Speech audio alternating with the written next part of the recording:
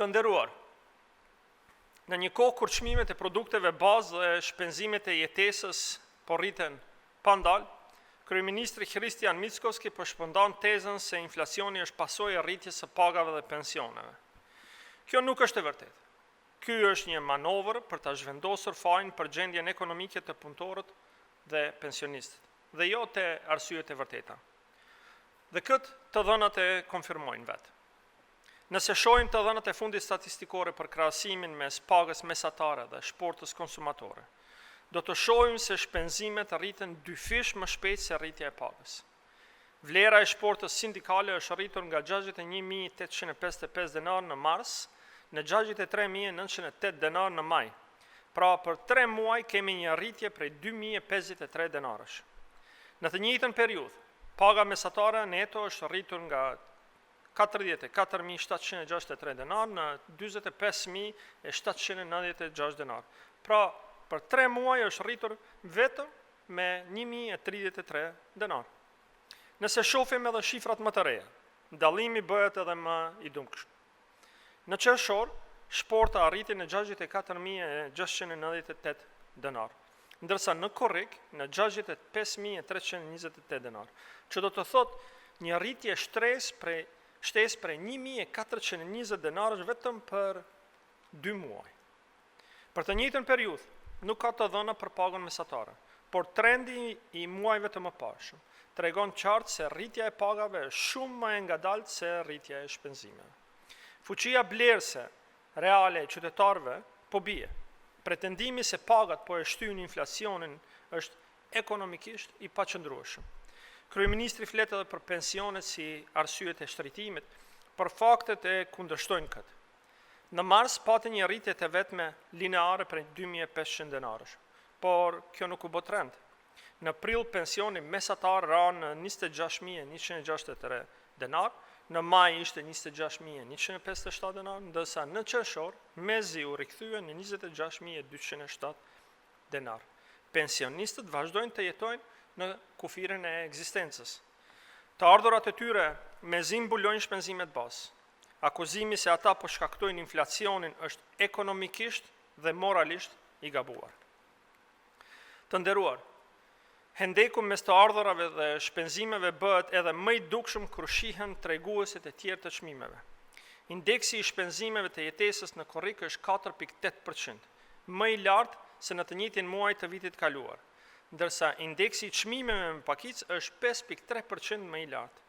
Vetëm një muaj më herët këto norma ishin pak më të ulta, përkatësisht 4.5 dhe 3.7, që do të thotë se çmimet po shpejtohen dhe kjo po ndodh pa rritje të ardhurave.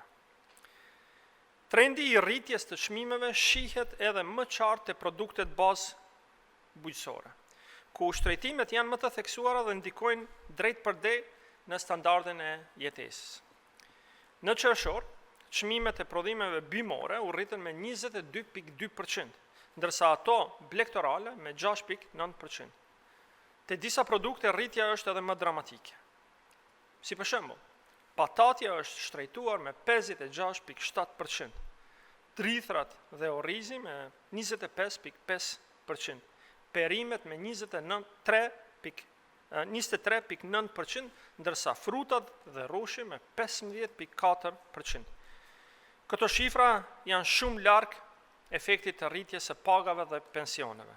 Ato janë rezultat i tregjeve të paqëndrueshme, kostove të larta hyrëse dhe formimit spekulativ të çmimeve. Qeveria mbështetet në improvizim dhe propagandë, në vend që në mënyrë sistematike të zbajtojë ligjin për praktikat e padrejta tregtare, i cili mund t'i ulë çmimet deri në 30%. Përmes sanksionimit të fitimeve të padrejta, ajo merret me marketing politik. Gjendja në industri e konfirmon këtë. Në qershor ka pasur rritje vetëm prej 0.5%, që do të thotë se ekonomia nuk është e mbindzehur nga kërkesa. Në sektorin e energjetikës, varësia nga importi ndikon më tej në çmime.